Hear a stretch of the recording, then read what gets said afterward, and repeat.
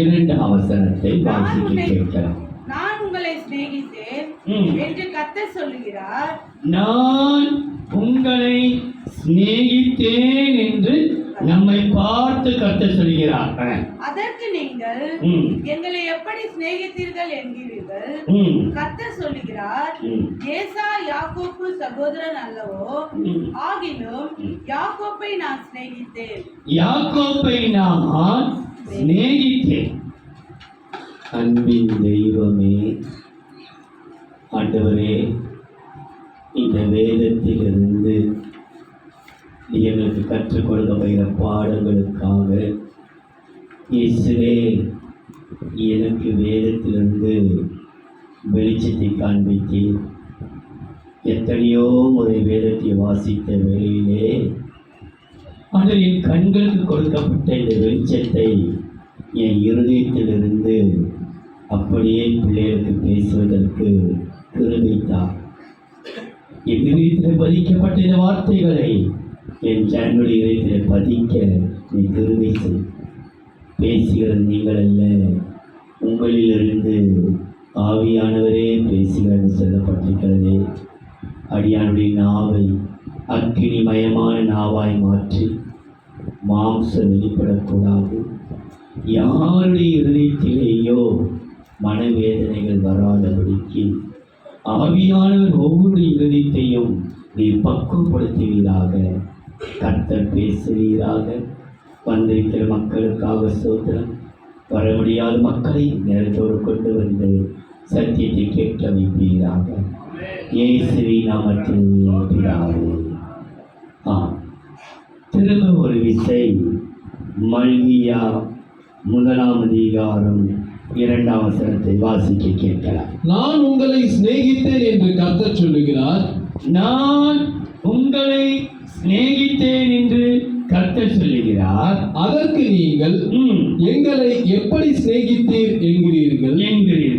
கர்த்தர் சொல்லுகிறார், ஏசா யாக்கோபுக்கு சகோதரன் அல்லவோ, ஆகிலும் யாக்கோபை நான் சிநேகித்தேன். யாக்கோபை நான் சிநேகித்தேன். இந்த வசனம் நமக்கு கொடுக்கப்பட்ட வார்த்தைகள். நான் உங்களை சிநேகிக்கிறேன் என்று கர்த்தர் சொல்றார். நம்ம உடனே கேட்கிறோம், எப்படி ஆண்டவரை சிநேகிக்கிறீர்? அப்ப ஆண்டவர் யாரையுமே சுட்டி காண்பிக்காத வழிக்கு யாக்கோபை சுட்டி காண்பிக்கிறார். யாக்கோபை நான் சிநேகித்தேன் என்றால் இந்த ஆதியாகமம் 49ஆம் அதிகாரத்தை நீங்கள் வைத்துக் கொண்டிருங்கள். அது ஆதியாகமம் 49ஆம் அதிகாரத்தை சொல்லும் பொழுது நீங்கள் வாசித்தீங்கன்னால் உங்களுக்கு சொல்வது புரியும். ஆனால் தேவன் அந்த அதிகாரங்களை சொல்ல ஏன் ஆண்டவர் யாக்கோபை சிநேகித்தேன். அப்போ யாக்கோப்பு ரொம்ப பரிசுத்தமானா, தேவனுக்கு பிரியமானவனா? அவனுடைய பெயரை யாக்கோபு என்றால் திருடன், ஏமாற்றுக்காரன், எத்தன். இவனே ஆண்டவர் நேசிக்கிற அளவுக்கு என்ன காணப்பட்டது? தேவ பிள்ளைகளே, ஒரு பக்கம் ஆண்டவர் நம்முடைய மாம்ச கிரிகளை பார்க்கிறார், மறுபக்கம் நமக்குள் மறைந்திருக்கிற ஆவிக்குரிய ஆசீர்வாதத்தை பார்க்கிறார்.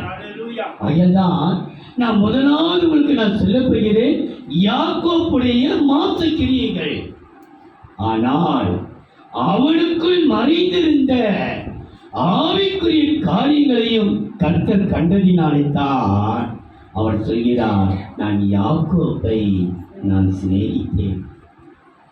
ஏனென்றால் நீங்கள் வாசித்து பாருங்கள், உபாகமம் 32ஆம் அதிகாரம் 9-10. கர்த்தருடைய ஜனமே, கவனியுங்கள். உபாகமம் 32:9-10. கர்த்தருடைய ஜனமே, கர்த்தருடைய ஜனமே அவருடைய பங்கு, யாக்கோபு அவருடைய சுதந்திர வீதம். கர்த்தருடைய சுதந்திரம் யாரு? யாக்கோபு கர்த்தருடைய சுதந்திர வீதம். பாழான நிலத்திலும் ஊழையிடுதலுள்ள வெறுமையான அவாந்தர வெளியிலும் கண்டுபிடித்தார். அவனை கண்டுபிடித்தார், அவனை நடத்தினார். நடத்தினார், அவனை உணர்த்தினார். உணர்வில் இறைத்து கொடுத்து உணர்த்தினார். அவனை தமது கண்மணியைப் போல காத்தருளினார். யாக்கோப்பு எங்கே இருந்தான்னா நரிகள் ஊளையிடும் அமாந்தரமான வெளி, காட்டு மிருகங்களோடே சஞ்சரித்தவனை கர்த்தர் கண்டுபிடித்தார், உணர்த்தினார், நடத்தினார். எப்படியோ வாழ வேண்டியவனை நம்மை கர்த்தரை கண்டு இன்னைக்கு அவர்கிட்ட கொண்டு வந்து நிறுத்தியிருக்கிறது. இன்னைக்கு நான் யோசித்து பார்த்தேன், யாக்கோப்பை இவர்கள் நேசித்ததுக்கு காரணம் யாக்கோப்புடைய காரியம் ரொம்ப பயங்கரமா இருக்கு, ரொம்ப பயங்கரமா இருக்கிறது. வசன சொல்கிறது பாருங்கள், யாக்கோப்பின் புஸ்தகம் 1 அதிகாரம் 15ஆம் வசனம். பின்பு இச்சையானது கர்ப்பம் தரித்து, கவனியுங்கள், யாக்கோப்பு 1:15. பின்பு இச்சையானது கர்ப்பம் தரித்து பாவத்தை பிறப்பிக்கும். பாவம் பூரணமாகும் போது மரணத்தை பிறப்பிக்கும். இச்சை என்ன பண்ணுமா? இச்சையானது கர்ப்பம் தரித்து பாவத்தை அப்போ யாக்கோப்புடைய இச்சையினாலே தானே அந்த 13 பாவம் வெளிப்பட்டது. 12 ஆண் பிள்ளைகள், 1 பெண் பிள்ளை. அவன் சொல்றான், யாக்கோப்பிலிருந்து வந்த பிள்ளைகள் தானே அவர்கள், யாக்கோப்பிலிருந்து அந்த இச்சை தானே பிள்ளைகள் பிறந்தார்கள். ஏனென்றால் ஒரு பக்கம் நீங்க யாக்கோப்புடைய அந்தரங்க காரியத்தை நாங்கள் எடுத்து காண்பித்தாலும், மறுபக்கம் அவருடைய வாழ்க்கையை தேவனுடைய அளவற்ற அன்பு அவனை எப்படி பிரகாசிக்க வைத்தது என்று நான் சொல்லுகிறேன். ஆக முதலாம் நான் சொல்கிற குறிப்பை எழுதி நீங்கள் போடுங்கள். மற்ற நான் சொல்லாத நான் சொல்லுகிறது ஆதியாத்தான் நீங்கள் எழுத வேண்டிய அவசியம் அல்ல. நான் சொல்கிறேன் உங்களுக்கு புரியும்படியாக. ஆண்டவர் சாதாரணமாக ஏசாவை வெறுத்தேன், யாக்கோப்பை சிநேகித்தேன் என்று சொல்றாரு. ஆனா ஏன்னா இப்போ ஆண்டவருடைய வார்த்தை, தாயை போல நான் உங்களை தேற்றுவேன், தகப்பனை போல உங்களை ஆட்சி தேர்ச்சி சுமப்பேன் சொல்றாரு. ஒரு தாய் என்ன செய்யும்? 2 பெண் பிள்ளைகளோ 2 ஆண் பிள்ளைகளோ இருக்குமானால், பெண் பிள்ளை பெரிய பிள்ளை வரும்பொழுது அது ஸ்கூலுக்கு கலப்படனே, எல்கேஜோ யூகேஜோ, அப்பம்மா நீ ரொம்ப நல்ல பிள்ளைம்மா, நீ ரொம்ப சமத்து, உன் தங்கச்சி கெட்ட ரொம்ப நல்ல பொண்ணு சொல்ற வரைக்கும் அதுக்கு சந்தோஷம் இல்லை. தங்கச்சி கெட்டது சொல்லி ஆயிடுச்சு அதுக்கு. ஆமாம்மா நான் ரொம்ப நல்ல பொண்ணு ஸ்கூல் கிளம்பிடும். அதுக்கப்புறம் தங்கச்சிக்கிட்ட வரும், அம்மா சாப்பாடு ஊற்றிக்கையா, அக்கா ரொம்ப கெட்டது, நீ தான் ரொம்ப அப்போ அக்காவை கெட்டதுன்னு சொல்லி பாப்பாக்கு ஆயிடுச்சு சந்தோஷம். அத மாதிரி ஆண்டவர் வந்து ஏசாவை நான் வெறுத்தேன், ஏசாவை வெறுத்தேன். யாக்கோபை சிநேகித்தன் சொல்லும்போது ஏசாவை நான் வெறுத்தல்ல, ஏசாக்கி யாக்கோபத்தில் இல்லாத சில ஆசீர்வாதங்கள், ஒரு சில காரியங்கள் ஏசாக்குள்ள இருந்தது. அவர் யார்? தகப்பனை போல தாயை போல யாக்கோபை நான் சிநேகித்தேன்னு சொன்னா உடனே ஏசா வெறுத்தது. இந்த யாக்கோபு ஆயிடுச்சு, அண்ணன் ரொம்ப கெட்டுவன், நம்ம ரொம்ப நல்லவன் நினைச்சுக்கிறாங்க. ஆனா அண்ணனுக்குள்ள ஒரு சில நன்மைகள் இருந்தது. பாருங்கள், ஏசாயை குறித்த ஒரு வசனத்தை மாத்திரம் சொல்றேன். ஏசாயா ஆதி ஆகமம் 36ஆம் அதிகாரம் 6, 7, 8. ஏசா தன் மனைவிகளையும், கவனியுங்கள், யாக்கோபு தன்னுடைய அப்பா அம்மாவை விட்டு எகிப்துக்கு இவருக்கு போயிட்டார், லாபான் கிட்ட. ஆமா, பெண்கள் ராகேலுக்காக லேயாளுக்காக 20 வருஷம் ஆடு வைத்தானா. எத்தனை வருஷம் ஆடு வைத்தானா? 2 பொண்ணுங்களுக்காக, 2 மனைவி கட்டுவதற்காக. லேயாளுக்கு 7 வருஷமும் ராகேலுக்கு 7 வருஷம் மற்ற இன்னும் மொத்தம் 20 வருஷம் அவரை குறித்து சொல்லுகிறார்கள். 28 ஆண்டுகள் தன் மாமனார் வீட்டில் இருந்தார் என்று. 28 வருஷத்துக்கு பிற்பாடு வருகிறார் யாக்கோபு.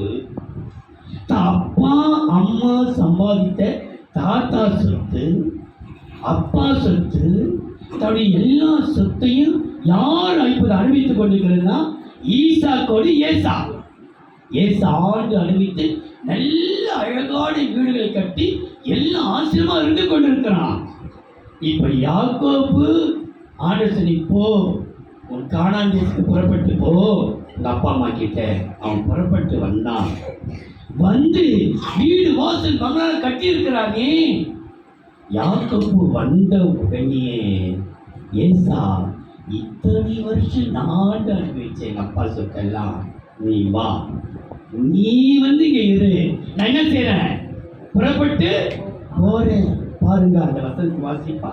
ஏசா தன் மனைவிகளையும் தன் குமாரரையும் தன் குமாரத்திகளையும் தன் வீட்டில் உள்ள யாவரையும் தன் ஆடு மாடுகளையும் மற்ற ஜீவ ஜந்துக்கள் யாவையும் தான் கானான் தேசத்திலே சம்பாதித்த ஆஸ்தி முழுவதையும் சேர்த்து கொண்டு தன் சகோதரனாகிய யாக்கோபை விட்டு பிரிந்து வேறே தேசத்துக்கு போனான். அவர்களுடைய சம்பத்து மிகுதியா இருந்தபடியினால் அவர்கள் ஒருமித்து குடியிருக்க கூடாமல் போயிற்று. அவர்களுடைய மந்தைகள் நிமித்தமாய் அவர்கள் தங்கி இருந்த பூமி அவர்களை தாங்க கூடாததாய் இருந்தது. ஆதலால் ஏசா சேயீர் மலையிலே குடியேறினான். எங்கே குடியேறினானா? சேயீர் மலையிலே குடியிருந்தான். அவன் நம்ம விட்டு போமா, நான் வீட்டை கட்டி பாப்பா, என் தம்பி வந்து விட்டு போக முடியுமா? நம்ம நான் சம்பாதிச்ச சொத்துக்காக எத்தனை அண்ணன் தம்பி அச்சியம் ஆடுறாங்க. என் சொத்து, எங்க அப்பா சொத்து, எங்க தாத்தா சொத்து, எனக்கு தான். ஆனா ஏசு அப்படி அல்ல. யாக்கோபு, நீ 28 வருஷம் பொறுத்து வந்த, நான் உனக்கு கொடுத்துடணுமா? நான் கட்டி வச்சிருக்கிறேன். 28 வருஷம் பொறுத்து நீ வருவ, நான் உனக்கு தூக்கி கொடுத்துடணுமா? போ. செத்துல மந்தவனை அடைக்கல முடிஞ்சிட்டு அவன் புறப்பட்டு போனான். அவன் மீது கர்த்தர் ரொம்ப கருத்தனே இருந்தான். நீங்க வேதத்தை வாசி, நீங்க நினைச்சிடலாம் ஏசவாடு நிறுத்திட்டார். நிறுக்கல, நயங்காட்டுறாரு பிள்ளைகளை. பாவம் செய்யற நயங்காப்பா, நயங்காட்டின சொல்லப்பட்டிருக்கு. உன்னை நயங்காட்டி அவன் ஓசியாவின் புத்தகத்தில் இருக்கு. ஓசியா 2ஆம் அதிகாரம் நினைக்கிறேன் பாருங்க, 2:15 பாருங்க. ஓசியா 2:14-15 வாசிக்கிறோம். ஓசியா 2ஆம் அதிகாரம் 14-15. ஆயினும் இதோ நான் அவளுக்கு நயங்காட்டி எப்படியா? பாப்பா, செல்லமே, அன்பே, என் வயிறுமே, இது தகர டப்பாத்தா. ஆனா எப்படி அழிக்கிறாரு? பாப்பா, தங்கமே, தங்க குட்டி, தங்க கம்பி, உன்னை நயங்காட்டி அவளை வனாந்தரத்தில் அழைத்துக் கொண்டு போய் அவளோட பட்சமாய் பேசி அவ்விடத்திலிருந்து அவளுக்கு அவளுடைய திராட்சை தோட்டங்களையும் நம்பிக்கையின் வாசலாக ஆரோனின் பள்ளத்தாக்கையும் கொடுப்பேன். 14ஆம் வசனம். 14. ஆயினும் இதோ நான் அவளுக்கு நயங்காட்டி அவளை வனாந்தரத்தில் அழைத்துக் கொண்டு போய். அவன் எங்கே போயிட்டான்? அவன் அங்கே போயிட்டான். எனக்கு இந்த திராட்சத்தோடு வேணாம், ஒன்னா வேணாம், சபையை வேணாம், ஒன்னா வேணாம், புறப்பட்டு போயிட்டான். ஆனா கர்த்தர் அன்பை காட்டி, நயங்காட்டி, வாப்பா, நான் யாரை ஏசாவை வெறுத்துட்டேன், உன்னை நேசிக்கிறேன், அவங்கள வெறுத்துட்டேன், இப்படி நயங்காட்டி தான் பக்கமாக வீட்டு வந்தான். ஆனா உடனே நம்ம நினைச்சிடக்கூடாது, ஏசாவை மட்டும் நினைச்சிடக்கூடாது. அவன் என்னத்தான் ரொம்ப நேசிக்கிறார், உன்னை அல்ல, ஏசாவை அவன் நேசிக்கிறார். அதை சேயீர் மலைநாட்டில் குடியேறினான்ல. இப்ப பாருங்க, அந்த யாக்கோபு இஸ்ரவேல் ஜனங்களும் அவன் போய் எங்கேயோ கட்டி இருக்கிறான். அந்த மலை நாட்டை பிடிக்க ஆசைப்படுறாங்க, மலை நாட்டை சுற்றி வர்றாங்க. உபாகமம் 2ஆம் அதிகாரம் உபாகமம் 2ஆம் அதிகாரம் 4-5.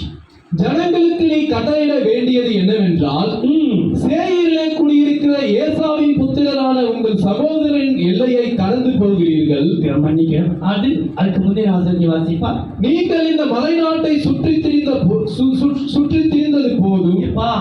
மலையை சுற்றி சுற்றி வரது போதும், உனக்கு தான் அவ்வளவு பெரிய இடம் கொடுத்துருக்கிறேன், ஏன் இந்த மலையை சுற்றி வர? கர்த்தர் சொல்றாரு. அதுக்கு முன்னே கர்த்தர் சொல்லுகிறது என்னவென்றால், இந்த மலை நாட்டை சுற்றி வந்தது கொஞ்சம் சுற்றி பார்த்திருக்கிற மலை அது ஏசாவுக்குரியது. உன்னுடைய அபகரிக்க ஒருவனை கர்த்தர் அனுமதிக்க மாட்டார்.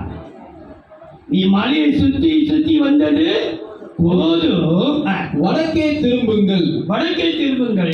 ஜனங்களுக்கு நீ கட்டளையிட வேண்டியது என்னவென்றால், சேயீரிலே குடியிருக்கிற ஏசாவின் புத்திரரான உங்கள் சகோதரன் எல்லையை கடந்து போகிறீர்கள். எங்க குடியிருக்கிறாரா? சேயீர் மலையிலே குடியிருக்கிற ஏசாவுடைய சகோதரன் எல்லை கடந்து போகிறீர்கள்.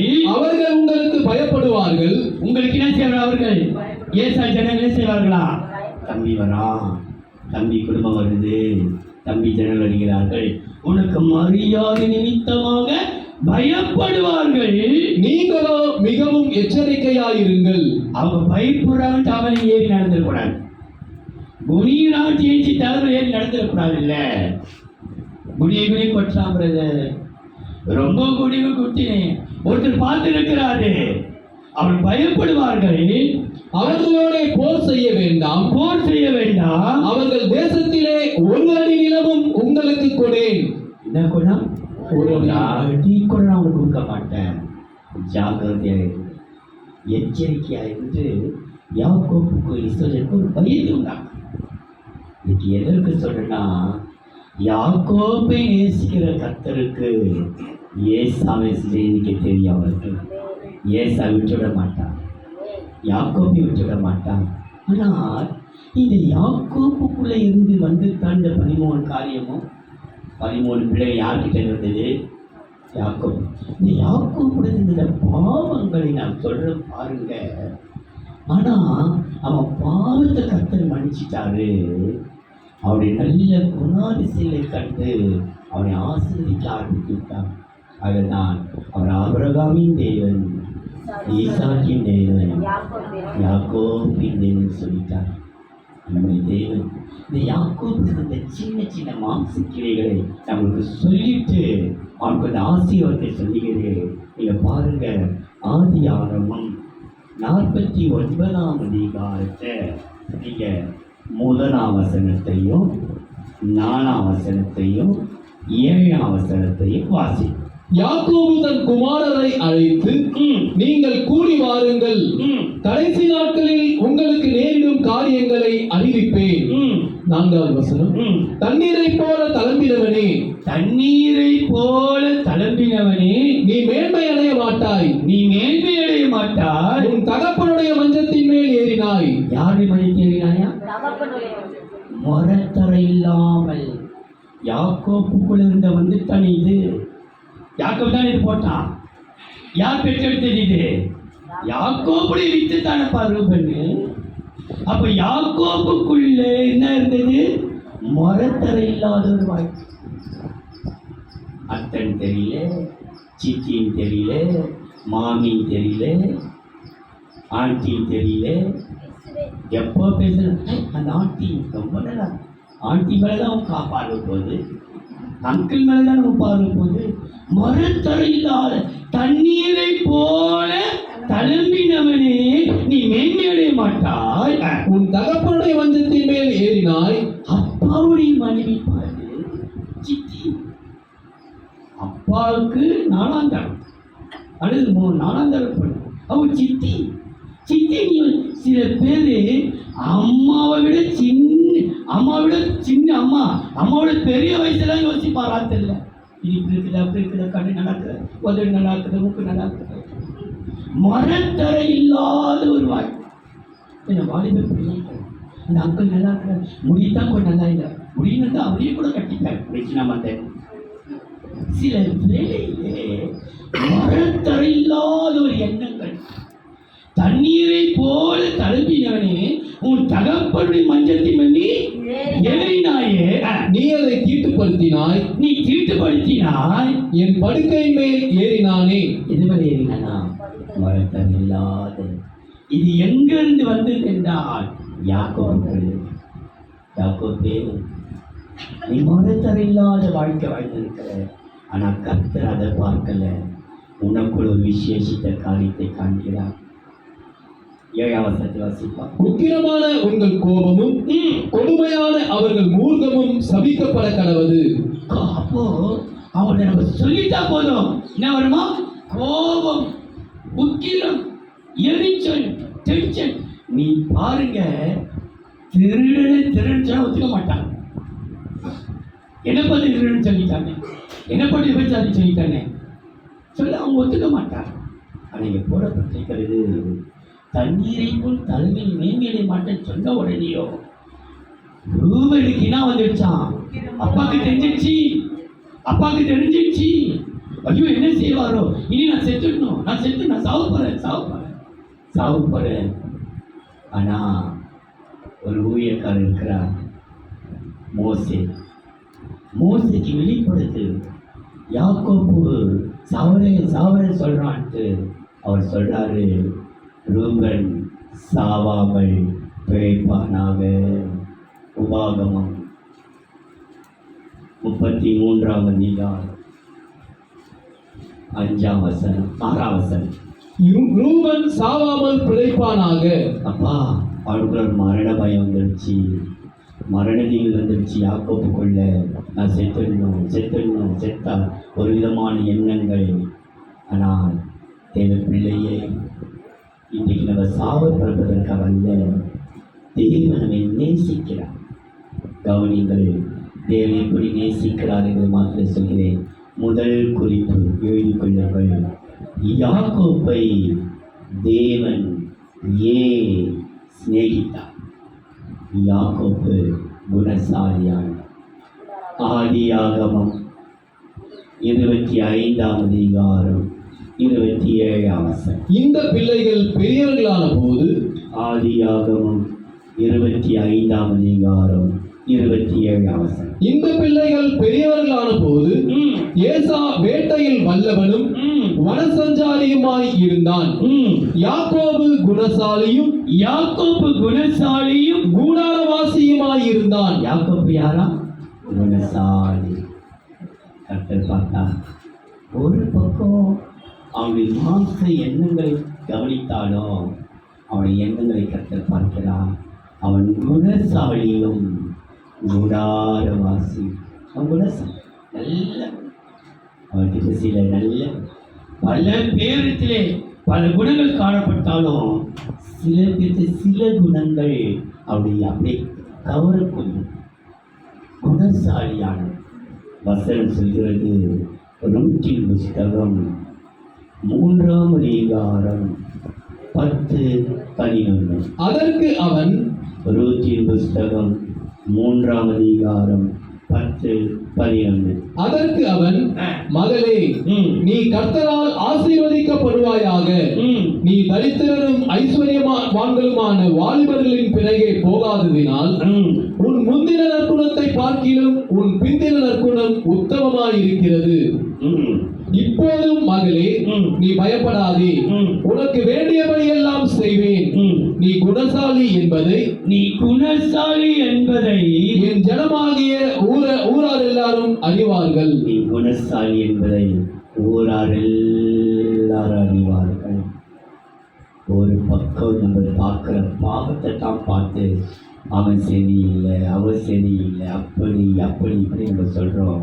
ஆனால் மறுபக்கம் கர்த்தர் பார்க்கிறார், யாக்கோப்புக்குள்ளே இருந்த ஒரு நல்ல குணம், குணசாலியானவன். ஆகையால் கர்த்தர் அவனை வெறுக்கவே இல்லை, கர்த்தர் அவனை சிநேகித்தார். குணசாலியான யாக்கோப்பை அவர் சிநேகித்தபடினாலே, அல்லது குணசாலியாகி நம்மை அவர் சிநேகிக்கிறபடினாலே, கர்த்தர் நம்பதானே சொன்னாரு, நான் உங்களை சிநேகிக்கிறேன். அப்போ நம்ம தேவன் சிநேகிப்பாரானால் நம்மை தேவனை குணசாலியுடைய குணத்தை அறிந்திருக்கிறார். குணசாலியாகி நம்மை அறிந்ததினாலே அவர் கொடுக்கிற நன்மை பாருங்கள். உபாகமம் 33ஆம் அதிகாரம் 5ஆம் வசனம். ரூபன் 5ஆம் வசனம். ஜனங்களின் தலைவரும் இஸ்ரவேலின் கோத்திரங்களும் கூட்டம் கூடின போது அவர் யெஷூரனுக்கு ராஜாவாயிருந்தார். யெஷூரனுக்கு ராஜா. யெஷூரன் யார்? யாக்கோப். யாக்கோப்பை இஸ்ரவேலாய் மாற்றினார், இஸ்ரவேலை யெஷூரனாய் மாற்றினார். யெகோவா என்னுடைய தேவன். யெகோவாவுடைய மகன் யெஷூரன் ராஜாவாய் இருப்பார். குணசாலியானவர்களுக்கு வரப்போகிற புதிய வருஷம் கர்த்தரே உங்களுக்கு ராஜாவாய் இருப்பார். அவர் ராஜாவாய் இருப்பதினாலே உங்களுக்கு ஒரு குறை இருக்கார். நீ ராஜா பக்கத்தில் நின்று கொண்டிருக்கிறார். ராஜா இருக்கிறதுக்கு பயமே இல்லை. நம்ம தனியா போகும்போது எவனு சகரி கேட்க மாட்டான். ஒரு அமைச்சர் கூட வந்தா நம்ம எவனு கேட்கலாம். நம்ம ஈஸ்வரோட போயிட்டே இருக்க.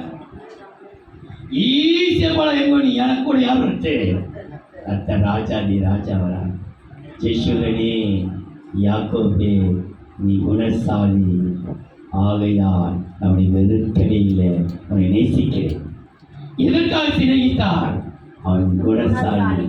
அந்த குணசாலிக்கு தேவன் எப்படிப்பட்டவராக இருந்தாரா? ராஜாவாய். இரண்டாவது, நீ ஆதியாகத்தை பாருங்கள். இரண்டாவது குறிப்பு சொல்ல பிற்பாடு எழுதுங்கள். ஆதியாகமம் 49ஆம் அதிகாரம் 9ஆம் வசனம் 13ஆம் வசனம். யூதா பாலசிங்கம். கவனியுங்கள். ஆதியாகமம் 49:9-13. யூதா பாலசிங்கம், நீ இறை கவர்ந்து கொண்டு ஏறி போனாய். என் மகனே, சிங்கம் போலும் கிழசிங்கம் போலும் மடங்கி படுத்தான். அவனை எழுப்புகிறவன் யார்? யாக்கோபுக்குள்ளே இருந்து வந்திருக்கான். இது யூதாவும். அப்ப யாக்கோபுல இருந்து வெளியே யாக்கோபுல என்ன இருந்தது? மாம்சம், தூக்கம், தூக்கம், கர்ண தூக்கம். அவன் பார்த்துட்டா எழுப்ப முடியாதான். என்ன போடப்பட்டிருக்கு? சிங்கம் போலவும் கிழ சிங்கம் போலவும் மடங்கி படுத்தான். அவனை படுத்தா யாரோ அப்படிப்பட்ட தூக்கத்துல மண்ணு. சில பேரு ராத்திரி எல்லாம் முடிச்சு இருக்கிறாங்கம்மா.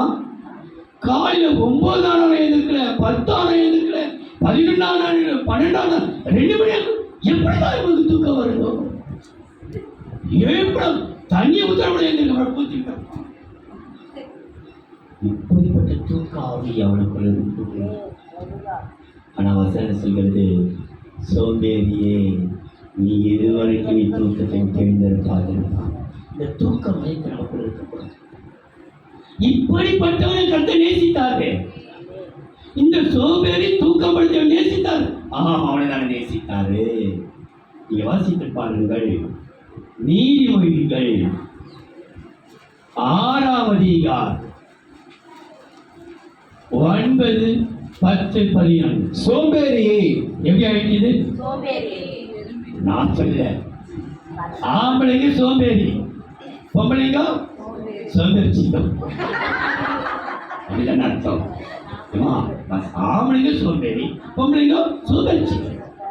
அப்போ சோம்பேறியே, நீ எவ்வளவு நேரம் படுத்திருப்பாய்? எவ்வளவு நேரம் படுத்திருப்பாய்? எப்பொழுது உன் தூக்கத்தை விட்டு எழுந்திருப்பாய்? எப்பொழுது உன் தூக்கத்தை விட்டு எழுந்திருப்பாய்? இன்னும் கொஞ்சம் தூங்கட்டும். இன்னும் கொஞ்ச நேரம் அரவர் ஒரு கால நாட்டில் வந்தாலும் தூங்க வைத்துக்கொண்டேன்.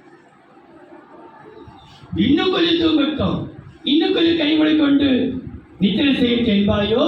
உன் தரித்திரம் வழிபோக்கனை போலவும், உன் தரித்திரம் வழிபோக்கனை போலவும், உன் வறுமை ஆயுதம் அணிந்தவனை போலவும் வரும்.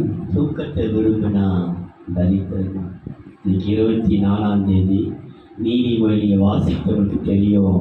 இந்த நீதிமொழி 24ஆம் தேதி யார் யார் வாசித்தீங்கன்னு தெரியாது. ஆனால் இன்னைக்கு இந்த அதே வசனம் அங்கேயே இருக்குது. சோம்பேறியே, நீ எதுவரைக்கும் படுத்து தூங்கி கொண்டிருப்ப. அப்போ யாக்கோபுக்குள்ளே இருக்கிற அவனை தூண எழுப்ப முடியாத யாருமே. யாருமே எழுப்ப முடியாது. இப்படி தூங்குறான், இப்படி தூங்குறான், இப்படி தூங்குறான், இப்ப இழுத்து போட்டேனே. ஆனாலும் கர்த்தர் பார்த்தான். அந்த சோம்பேறிதனத்தை ஒரு பக்கம் விட்டுட்டாரு. ஆனா அவர் பார்த்தது பாருங்கள், இரண்டாவது குறிப்பு என்னாகமம் 23ஆம் அதிகாரம் 7, 8, 9. அப்பொழுது அவன் என்னாகமம் 23ஆம் அதிகாரம் 7, 8, 9. அப்பொழுது அவன் தன் வாக்கியத்தை எடுத்துரைத்து, மோவாபின் ராஜாவாகிய பாலாக் என்னை கிழக்கு மலையில் உள்ள ஆராமிலிருந்து வரவழைத்து, நீ வந்து எனக்காக யாக்கோபை சபிக்க வேண்டும், யாக்கோபை சபிக்க வேண்டும், நீ வந்து இஸ்ரவேலை வெறுத்து விட வேண்டும் என்று சொன்னான். வெறுத்து விட வேண்டும் என்று. இப்படி தூங்குறானே, இப்படி இருக்கிறானே, வெறுக்கணும் ஆண்டவரே. அங்க சொல்லப்பட்டிருக்கிறது வெறுக்கணும் என்று சொல்லுகிறார்கள். தேவன் சபிக்காதவனை நான் சபிப்பது எப்படி? தேவன் சபிக்காதவனை நான் சபிப்பது எப்படி? கர்த்தர் வெறுக்காதவனை நான் வெறுப்பது எப்படி? நான் வெறுப்பது எப்படி? கண்மலை உச்சியிலிருந்து நான் அவனை கண்டு, எங்கிருந்து பார்க்கிறான் அவரு? தூரத்திலிருந்து பார்க்கிறாரு. கண்மலை உச்சியில் அவனை நான் பார்க்கிறேன், குன்றுகளிலிருந்து அவனை பார்க்கிறேன். அந்த ஜனங்கள் ஜாதிகளோட கலவாமல் தனியே வாசமாயிருப்பார்கள். யாக்கோபின் தூளை எண்ணத்தக்கவன் யார்? தனித்திருப்பான். யாக்கோபு தேவன் சிறைக்கு இரண்டாவது காரணம், அவன் தனித்திருக்கிறான், தனிமைப்படுத்தப்பட்டான், தனித்திருக்கிறான். அவனுக்கு ஒரு தனிமை அவனை சூழ்ந்து கொண்டிருக்கிறது, தனித்திருக்கிறான். இந்த சந்தர்ப்பத்தில் இயேசுவை நினைத்து பார்த்து, இயேசுவை குறித்து சொல்லப்படுகிறது, உலகமே அவருக்கு பின் சென்றதாம். எப்படி சென்றதா? உலகமே. யோவான் 12ஆம் அதிகாரம் 19ஆம் வசனத்திற்கு அது நினைக்கிறேன். உலகமே அவருக்கு பின் சென்றது. அப்பொழுது பரிசேயர், யோவான் 12ஆம் அதிகாரம் 19ஆம் வசனம். அப்பொழுது பரிசேயர் ஒருவரை ஒருவர் நோக்கி, நீங்கள் செய்கிறதெல்லாம் வீரென்று அறிகிறதில்லையா? இதோ உலகமே அவனுக்கு பின் சென்று போய், உலகமே இயேசுக்கு பின் சென்றது. அவர் எப்பொழுது ஒரு கூட்டம் இருந்தே இருக்கும். ஆனா அவருடைய வாழ்க்கை பார்க்கும் பொழுது நம்ம நினைச்சிடலாம் சீஷக கூட இருந்தாங்கோ ஏன்னா. ஆனா அவரும் தனிமைப்படுத்தப்பட்டார். ஒரு சமயம் எல்லாரும் நான் பெரியவன், நீ பெரியவன், உனக்காட்சி எனக்காட்சி. இயேசு அப்படி தனி விட்டுட்டார். இயேசுவோ தனிமையா இருந்தார். ஒரு சமயம் கர்த்தர் நம்மை தனிமைப்படுத்துவது நன்மைக்காகத்தான். நான் யாக்கோபை சிநேகித்தேன். ஏன் தெரியுமா? அவன் தனிமையானவன். அம்மா இல்லை, அப்பா இல்லை, அண்ணன் இல்லை, யாரும் இல்லை. தனியா புறப்பட்டு போனான். அந்த தனிமையான சூழ்நிலை இயேசுவை குறித்து ஒரு வசனம், மத்திய சுவிசேஷம். நான் தேர்ச்சி பேசுகிறேன். நான் தனிமையா இருக்கும்போது யோசிப்பேன், இயேசுவே தனிமையா இருந்திருக்கிறாரே, நம்ம தனியா போட்டு என்ன இருக்குது? எங்கே போலாம் தனிமையா? எதற்கும் பயப்பட வேண்டிய அவசியம் இல்லை. தனிமைப்படுத்தினா பயமே இல்லையே. இயேசு தனிமையா இருந்தாரே. ஆனா நான் துணிந்து இருக்கிறேன். சில வேலையில சில பேர் நெடுசு ஒரு வாட்டி டெல்லிக்கு போறப்போ ரொம்ப ஆரசு, பாஸ்டரியா நெடுசா நீங்க போட்டு போறீங்க டெல்லிக்கு? ஆமாங்க போகிறேன். கொஞ்சம் ஒரு மேலே ஒரு கோட்டுமை போடு. எதுவும் தேவையில்லை. கர்த்தருக்காக வாழ்ந்தாலும் கர்த்தருக்காக, மறித்தாலும் கர்த்தருக்காக. மத்தேயு 14ஆம் அதிகாரம் 23 பாருங்கள். அவர் ஜனங்களை அனுப்பிவிட்ட பின்பு தனித்து ஜெபம் பண்ண ஒரு மலையின் மேல் ஏறி சாயங்காலமான போது அங்கே தனிமையாயிருந்தார். சாயங்காலமான பொழுது தனி ஜெபம், மலை மேல ஒரு ஜெபம், ஒரு உன்னத அனுபவத்தில் அவர் தனிமை. அவர் கரையிலே தனிமையா இருக்கலாம், கீழே. சில பேர் உன்னதத்துக்கு தனியா இருந்துக்கலாம். ஆனா பாடுகள், போராட்டங்கள், பிரச்சனைகள், கடல் அலைகள், கடல் பிரச்சனை, ஒரு பக்கம் போராட்டம், கடல் அலைய அடிக்க பிரச்சனை வரும்போதும் கர்த்தர் கரையிலே தனிமையாக. மார்க்கு சுவிசேஷம் 6ஆம் அதிகாரம் 47ஆம் வசனம். சாயங்காலம் ஆனபோது மார்க்கு 6:47. சாயங்காலமான போது படகு நடுக்கடலில் இருந்தது. அவரோ கரையிலே தனிமையாயிருந்தார். அவரோ கடலிலே கரை தனி. அப்ப கர்த்தர் யாக்கோபை கண்டதிலே 2வது குறிப்பு, யாக்கோபை சிநேகித்தேன். எதற்கு தெரியுமா? அவன் தனிமைப்படுத்தப்பட்டான், தனித்திருக்கிறான். கர்மேலின் நடுவிலே தனித்து வனவாசம் செய்கிறவர்கள் உண்டு. அவையினாலே நம்மை தனிமைப்படுத்துகிறான். அப்ப தனித்து இருந்தவனுக்கு தேவன் கொடுத்த ஆசீர்வாதத்தை பாருங்க. அவன் தனியா இருக்கிறான், அவனை ஜெயிச்சிடலாம், அவனை அழிச்சிடலாம், எதாவது பண்ணிடலாம் நினைச்சா சத்துருதான் தோத்து போவான். தனிமையானவருக்கு தேவன் கொடுத்த ஆசீர்வாதத்தை பாருங்கள். என்னாகமம் 23ஆம் அதிகாரம் 21ஆம் வசனம். அவர் யாக்கோபிலே அக்கிரமத்தை காண்கிறதும் இல்லை. தனித்து விட்டப்பட்டிருக்கிறானே யாக்கோபே, நீ என்ன அக்கிரமம் தானோ அக்கிரமத்தை காண்பதும் இல்லை. இஸ்ரவேலிலே குற்றம் பார்க்கிறதும் இல்லை. இஸ்ரவேலை குற்றம் பார்க்கிறதும் இல்லை. அவர்களுடைய தேவனாகிய கர்த்தர் அவர்களோட இருக்கிறார். அவனோடு கூட இருக்கிறார். ராஜாவின் ஜெய கம்பீரம் அவர்களுக்குள்ளே இருக்கிறது. உனக்குள்ள என்ன இருக்கிறது? ஜெய கம்பீரம். தனியா இருந்தாலும் கம்பீரமை கர்த்தர் வச்சுக்கிறார். எங்கே தலைவனை விடவே மாட்டான், தலைவனை விடவே மாட்டான். நீங்க தனியா வந்துட்டீங்களா? ஐயோமா நீங்க தனியா வந்தா மானாங்க ஒரு 10 பேர் வச்சுருவாங்க, திருத்திடுவாங்களா? தனியா போகும்போது ஜெய கம்பீரத்தை கட்டுண்டா கொண்டவராக இருக்கிறார். ராஜாவின் ஜெய கம்பீரம் அவர்களுக்குள்ளே உண்டு. யாருக்குள்ளே உண்டு? யாக்கோபுக்குள்ளே. தனிமைப்படுத்தப்பட்ட உனக்குள்ளே ஜெய கம்பீரம் ஜெய கம்பீரமாய் நடத்தும். யாக்கோபே, நான் உன்னை வெறுக்கவில்லை, நான் உன்னை நேசிக்கிறேன். யாக்கோபு குணசாலியானவன், கர்த்தரே ராஜாவாயிருப்பான். யாக்கோபு தனித்திருக்கிறவன், ராஜாவின் ஜெய கம்பீரனுக்கும் கம்பீரமாய் நடக்க வைப்பான். 3வது பாருங்கள், நீங்கள் ஆதியாகமத்தை வாசியுங்கள், குறிப்புரை எழுத வேண்டாம். ஆதியாகமம் 49ஆம் அதிகாரம் 14ஆம் வசனம் 17ஆம் வசனம். இசக்கார் 2 பொதியின் நடுவே படுத்துக் கொண்டிருக்கிற பலத்த கழுதை 17 தான் குதிரையின் மேல் ஏறி இருக்கிறவன் மல்லாந்து விடும்படியாய் அதன் குதிகாலை கடிக்கிறதற்கு வழியில் கிடக்கிற சர்ப்பத்தை போலவும் பாதையில் இருக்கிற விரியனை போலவும் இருப்பான். இதெல்லாம் யாருக்குள்ள வந்துச்சு?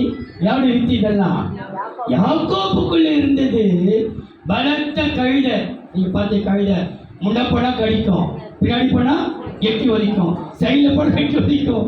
நான் முன்னா கழுத குணமா இருந்தது. இந்த பொண்ணுகிட்ட கழுத குணமா ஒன்று சொல்ல வேணாம், எது சொன்னாலும் எனக்கு பயமா இருக்குது.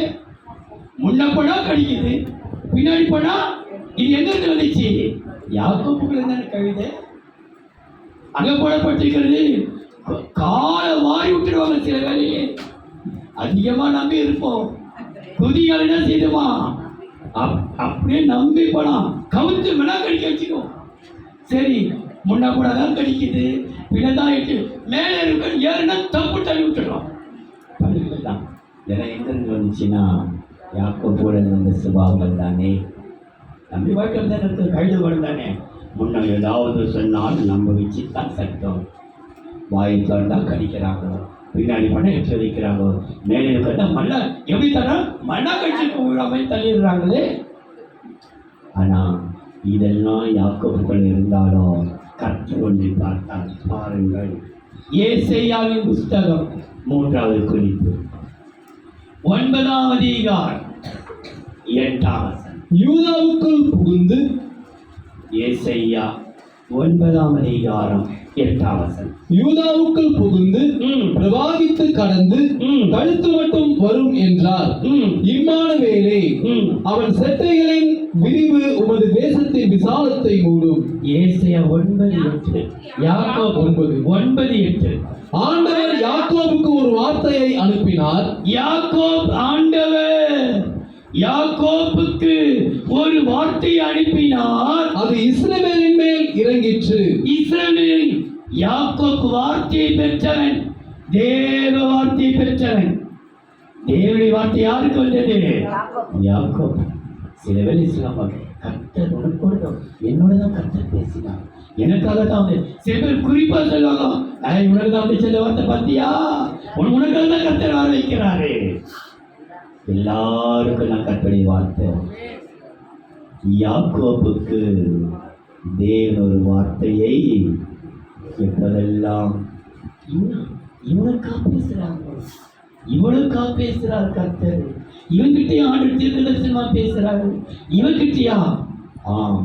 வசனம் சொல்கிறது, யாக்கோப்புக்கு ஒரு வார்த்தை வந்தது, இஸ்ரவேலுக்கு ஒரு தேவனுடைய வார்த்தை இல்லாமல்.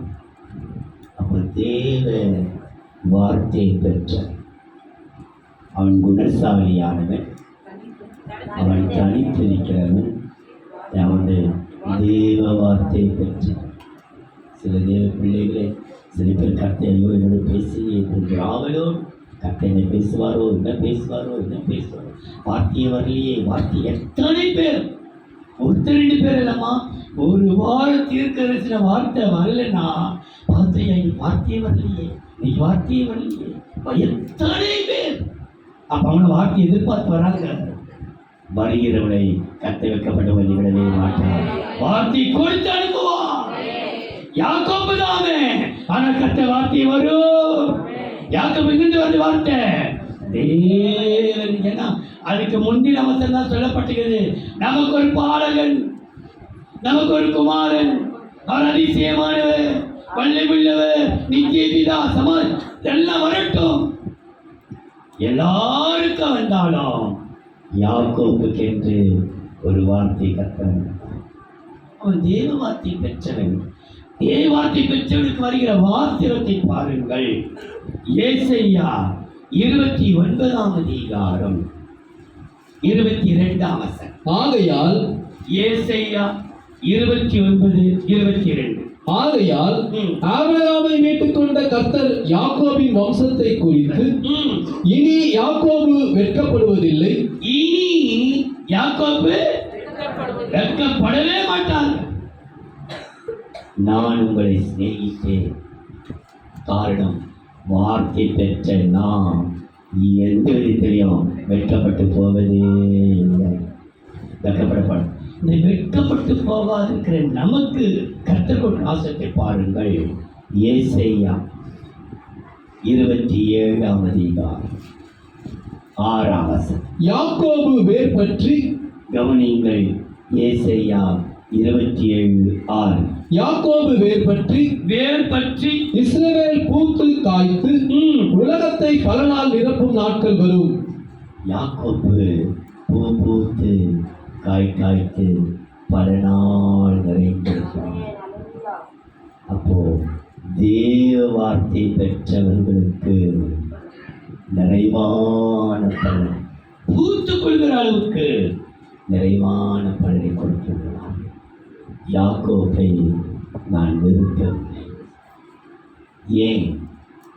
அவன் குணசாலி, அவன் தனித்திருக்கிறவன், அவன் தேவவார்த்தை பெற்றவன். 4ஆவதா நீங்க ஆதியாகமத்தை வாசிக்கலாம். ஆதியாகமம் 49ஆம் அதிகாரம் 19, 20, 21. காத் என்பவன் மேல் ராணுவ கூட்டம் பாய்ந்து விழும்.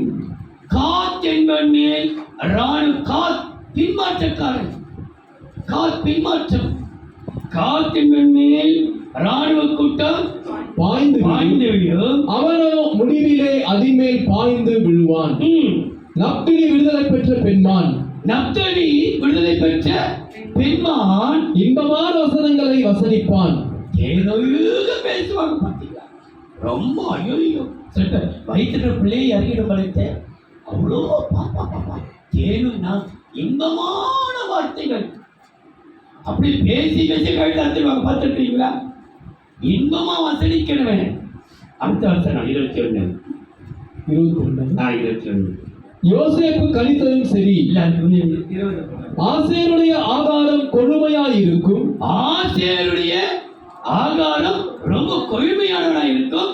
ராஜாக்களுக்கு வேண்டிய ருசிவர்க்கங்களை அவன் தருவான். ருசியா இருக்கும். ஆசேர் எப்ப பார்த்தாலும் சாப்பாட்டு பேச்சு. ஒரு வீட்டுக்கு ஜெபிக்க போனேன். அவர் போய் கேள்வி வரார், ஆசையா சரணம் பாடி இருக்கிற சரணாசுக்கு போகும் 9வது மாடியில சிக்கன் சூப்பர், மட்டன் சூப்பர். இவனை ஏஜென்டா? நான் வீட்டுக்கு ஜெபிக்க வந்திருக்கிறேன். சொல்ல அங்க சிக்கன் 65 சார ஒரு ஆட்டோல போறேன். ஆட்டோ கண்டி சாப்பிட்டா கூட கேட்கல. அது ஆட்டோ அந்த கடற்கரையாண்ட அக்கா கடை இருக்குது, சூப்பரா இருக்கு, 100 ரூபாய் கேட்கலாம். நீ எலிபுச்சி சாப்பிட்டுருக்கீங்களா?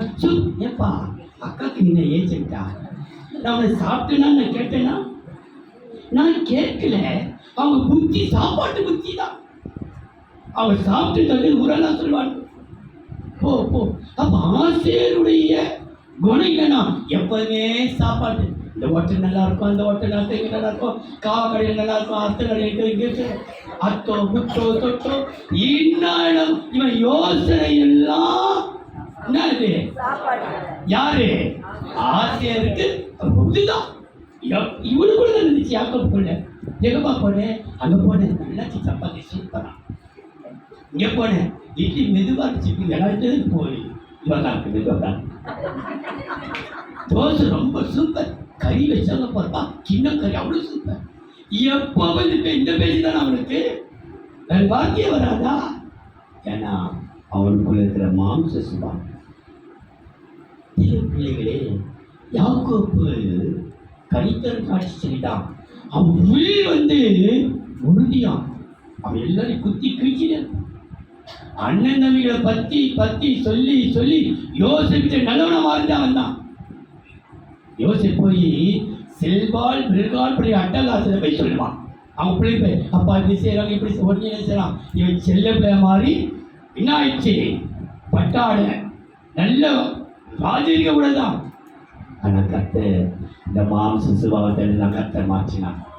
எதை பார்த்தால் பாருங்கள், ஆமோசின் புஸ்தகம் 4வது குறிப்பு 7வது அதிகாரம் 5வது வசனம். அப்பொழுது நான் கர்த்தராகிய ஆண்டவரே, ஆமோஸ் 7வது அதிகாரம் 5வது வசனம். அப்பொழுது நான் கர்த்தராகிய ஆண்டவரே நிறுத்துமே, யாக்கோபு திரும்ப யாராலே எழுந்திருப்பான்?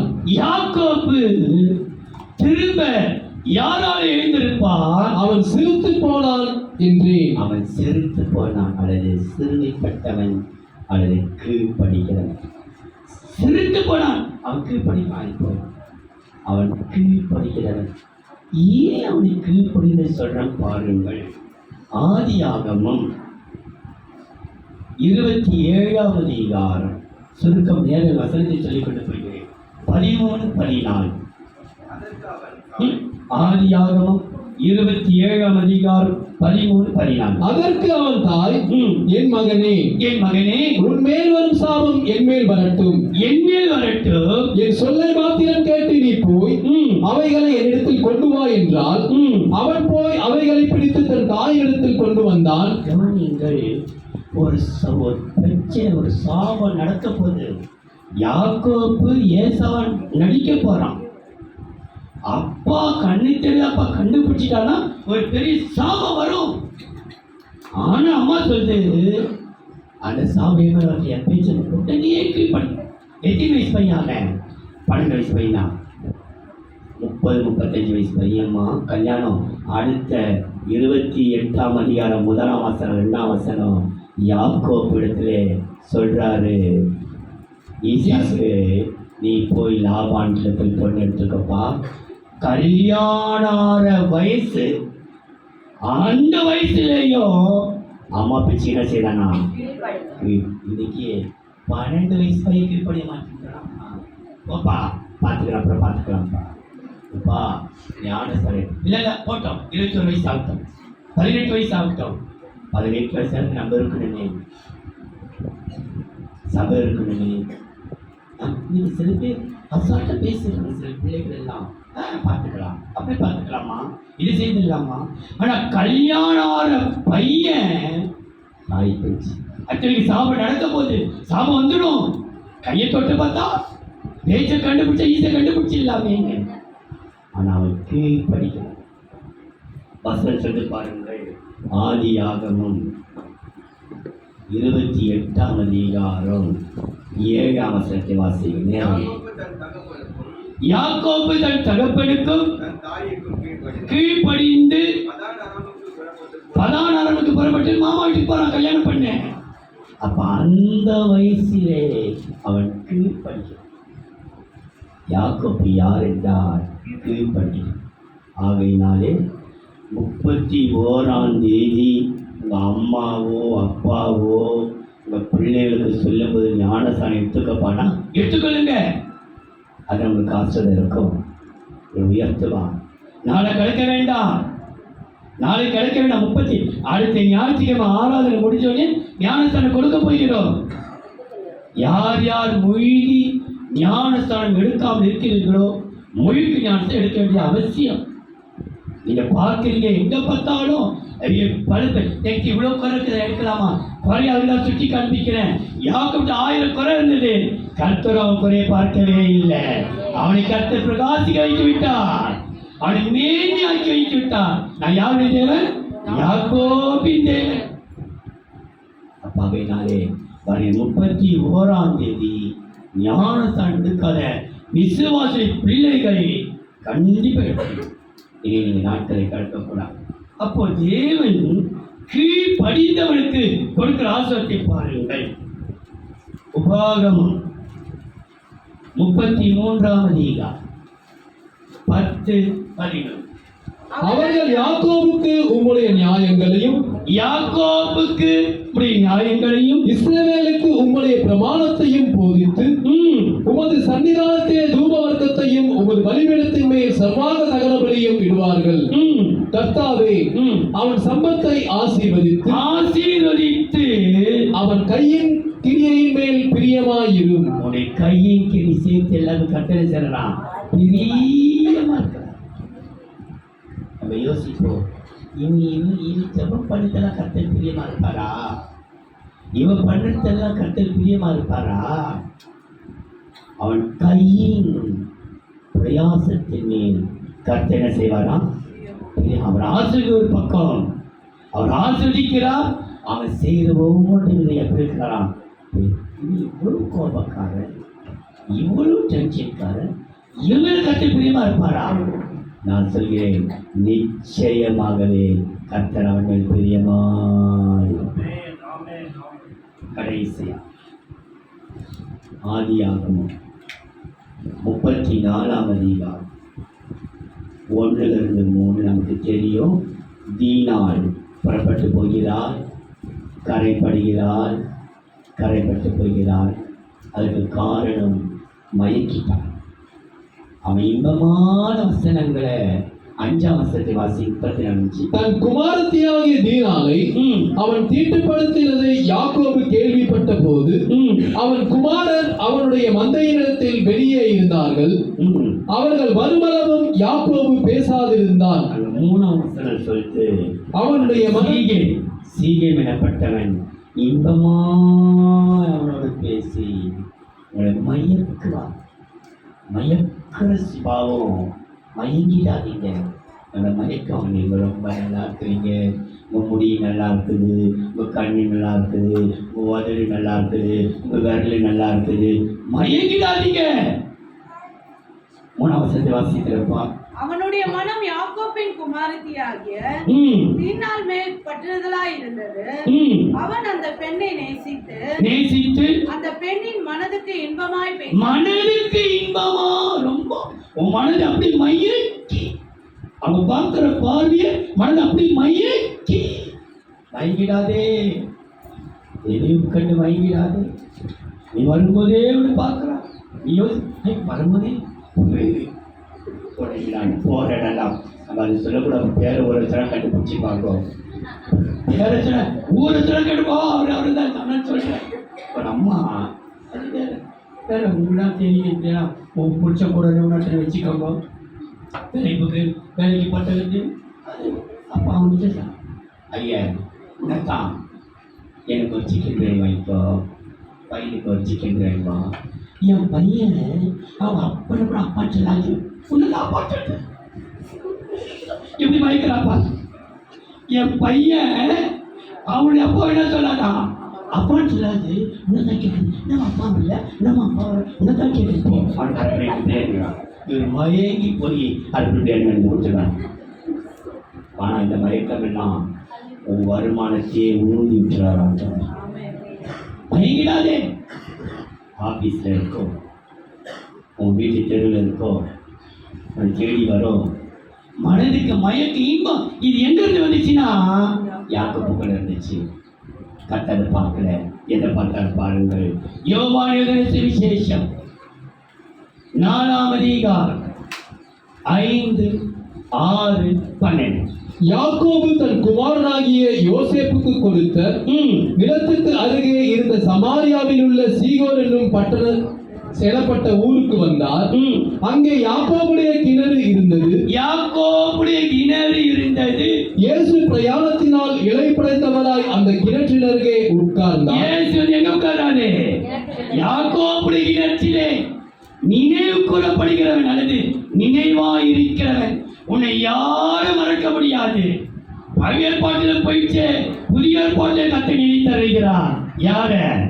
யாக்கோபு பத்தி சொன்னாங்க 12ஆம் வசனம். இந்த கிணற்றை எங்களுக்கு தந்த நம்முடைய பிதாவாகிய யாக்கோபை பார்க்கிலும் நீர் பெரியவரோ. இயேசுவை கேட்கிறாவோ யாக்கோபு பெரியவராச்சு. அப்படின்னா நினைவில் நிற்கிறவன் எப்போதுமே உன்னை யாருமே மறக்க மாட்டாங்க. இயேசு மறக்க மாட்டாரு, சபையும் மறக்காது, உன் ஜனமும் மறக்காது. காரணம் யாக்கோபு எந்த சூழ்நிலை இருந்தாலும் அவன் மறித்து பல ஆண்டுகள் ஆனாலும் அவனுடைய பெயர் நினைவில் இருக்கிறது.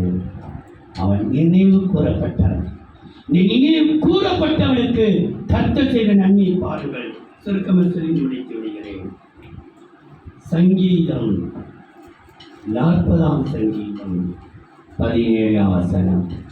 நான் சிறுமையும் எளிமையுமானவன், கர்த்தரோ என் மேல் நினைவாயிருக்கிறார். கர்த்தரோ எப்போதே இவர் மாத்திரம் நினைவா இல்ல, கர்த்தரோ என் மேல் நினைவாயிருக்கிறார். தேவரீர் என் துணையும் என்னை விடுவிக்கிறவருமாயிருக்கிறீர். என்னை விடுவிக்கிறவர் அப்படின்னா கர்த்தர் யாக்கோபு நினைக்கப்பட்டவன் அல்லது நினைவில் நிற்கிறவன். எப்பவுமே நினைவில் நிற்கிறவன். நினைவில் நிற்கிறவனுக்கு கர்த்தர் பெரிய எல்லா மாம்ச சுபாவத்திலிருந்து கர்த்தர் இன்னைக்கு கர்த்தரை கொடுக்கலாம். வருஷத்தின் கடைசி வந்திருக்கிறோம். கர்த்தர் நமக்கு குருவை தருவாராக. கண்களை கொள்வோம். யாக்கோபிந்தே நான் சிநேகித்தேன். யாக்கோபு குணசாலி. யாக்கோபு தனித்திருக்கிறவன். யாக்கோபு தேவ வார்த்தையை பெற்றவன். யாக்கோபு கீழ்ப்படிகிறவன்.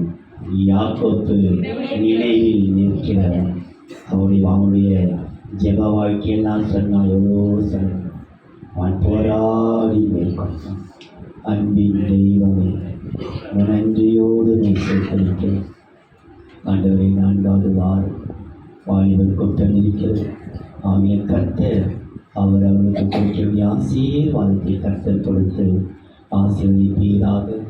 நாளைக்கு கிறிஸ்து பிறப்பை கொண்டாடிய உலகமே கொண்டாடிய நாளிலே நாளை காலை 8 10 வரைக்கும் நடக்கிற ஆராதனை கர்த்தர் பொறுப்படுத்திக் கொடுங்க. இன்றைக்கு கொண்டு வந்த மக்களுக்காக சொல்ல நாளைக்கு ஜனங்களை கொண்டு வருவீரா. நாமத்தை பயன்படுத்திக் கொள்ளும். இயேசுவின் நாமத்தில் பிதா.